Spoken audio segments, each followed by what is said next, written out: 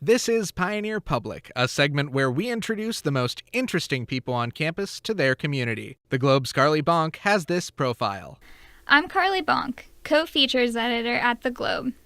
Today we are beginning a new segment called Pioneer Public, where we introduce the most interesting people on campus to their community. Today I'm joined with Nick Kardos, senior animation major. Thank you for joining us today, Nick. Yeah, no problem. Glad to be here. Well, to jump right in, I wanted to ask you, what made you decide on animation?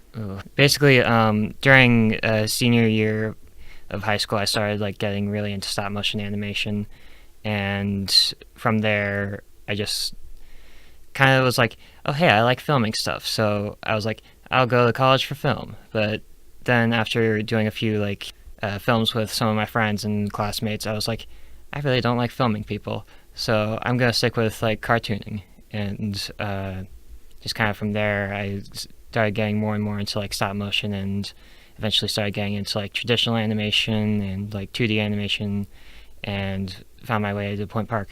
So. All right, and you have your own YouTube channel. Yeah. Fancy Pants Bionicle. Yeah. Tell me a little bit how you got started and a little bit about the stop motion filming process. Oh yeah. Basically the same story for the most part. Just for the YouTube channel, specifically, I really just wanted to get into making content on YouTube, and just kind of wanted to do something that not many other people had done. I had a lot of old Bionicles that were just kind of laying around my room from when I was a kid, and I was like, hey, there's a stop motion thing that from there I started watching more Wallace and Gromit and all that stuff. So how did you teach yourself how to do this? The process, Yeah. I'm sure, is very lengthy. Yeah. Tell me a little bit about first jumping in. Okay, first jumping in, I was more so I knew the basic concept of just pose your figure, take a picture, slightly adjust it, pose it again, then keep on doing that until the film's done. But with every first video, they weren't particularly good, so I started by looking up some tutorials on YouTube, and I think there were a couple on Vimeo that I looked up, and just kind of from there I started to get more and more, started developing my skills. For about a year, it kind of slowly started from 6 frames per second to 12 frames per second, and then came to Point Park, and that's when I really kind of made the jump to more professional looking animation. So versus how-to videos Mm-hmm. with traditional learning in class, what would you say are the advantages or disadvantages of both?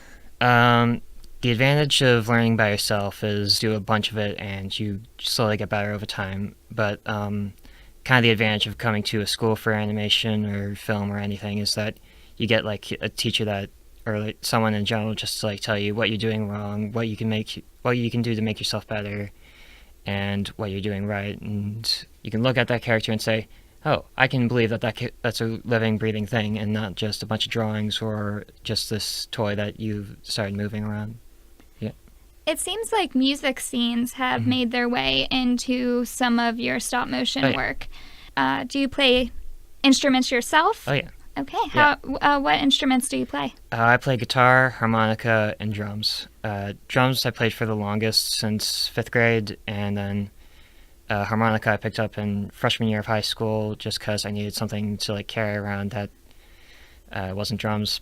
So I kind of went to the exact opposite and started playing harmonica. And about a year after that, I started playing guitar because I had learned a little bit back in middle school, but dropped it because I didn't like it.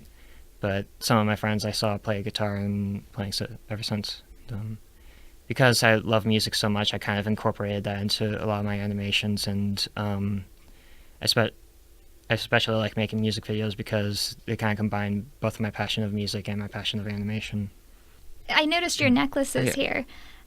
Is this something that you wear every day? Has religion been a huge part of your life as well? Yes, definitely. I come from a very Christian family, and I wear both of these all the time. And this one is a more recent one because it's got a little mustard seed in it in reference to Matthew 17:20, which I can't remember the full verse, but it goes something along the lines of, though you have the faith of a mustard seed, you can move mountains. Okay, and as a senior, I'm sure you're working on a final project. Yes. Tell me a little bit about that. I'm in a senior thesis class right now, which is basically the animation equivalent of the P4 film. And throughout the whole semester, my class and I work on our own individual final animations. And mine is a film about two monks writing an illuminated manuscript. Like a lot of my other films, it's going to be primarily stop motion and may have a little bit of traditional animation, within the story. Yeah, it's still in the early phases of it, but I've been doing a lot of sculpting for the faces and have a general idea of how the set's going to look. So. Well, thank you very much, Nick, for joining us today. Yeah. I'm sure a lot of students are excited to check out your YouTube channel. Thank you. And thank you guys so much again for joining us, and we're looking forward to seeing you again next week. Thank you. For more Pioneer Public profiles, visit our website at ppuglobe.com.